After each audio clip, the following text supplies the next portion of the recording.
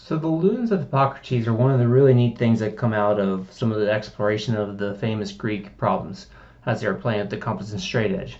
A lune is constructed as a semicircle on the hypotenuse of a right triangle built inside of a circle. And what we know is that the area of this lune is equal to the area of that right triangle.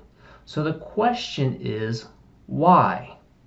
So to determine why it is true, we first have to think about, well, we know that there's this semicircle on the right triangle, but it's not the entire semicircle. We got to figure out how to get rid of this little sliver right here. That's the piece we need to remove. So we start with what we actually know, which is the circle. And this circle, we know we could call this the radius. And so this is the radius and this is the radius. And if we consider that whole part being filled in, that's 1/4 the area of that circle. So if we can remove that little sliver, if we can subtract out this little piece from the fourth, we'll know exactly what that sliver is worth.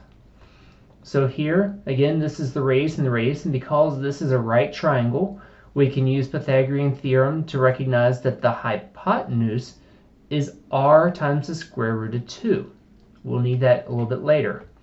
So let's start by finding that little area of the blue there. So we know that it's 1/4 of the circle's area minus the area of that triangle will give us the little sliver that's left. So the area of the circle is pi times r squared because it's the radius squared. Then we're subtracting the area of the right triangle. That's 1/2 of the radius times the radius, length times width. Now I'm going to simplify these. So we have pi times the radius squared divided by 4. And I changed this to 2/4 so I have a common denominator. So it's 2r squared because r times r gives me r squared. So since it's a common denominator, I can write that as one expression. Pi r squared minus 2r squared over 4. Okay, so that's the value of that sliver. So now, if I look at the semicircle and subtract out the sliver, I will know the area of my lune. So if I think about, well, how did I form that semicircle? The semicircle would be pi times the radius squared.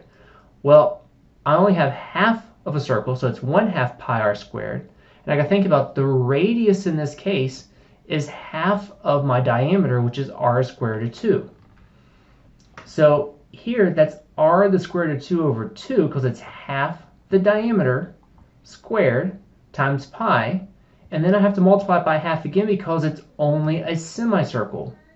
And then I'm going to subtract out that sliver that was made right here. So let's simplify our expression. So if I square r the square root of 2 over 2, I'm going to get 2 pi r squared over 4. Well, my 2's can simplify to 1, which is going to leave me with just 1/4 pi r squared, so I can combine all these terms into a single fraction. I just have to distribute my negative, so this becomes pi r squared minus pi r squared plus 2r squared. Pi r squared minus pi r squared is 0, and I'm left with 2 over 4, which is 1/2, which is r squared over 2. And think back to what was my area of the right triangle? R squared over 2. Thus, it's the same area as the triangle.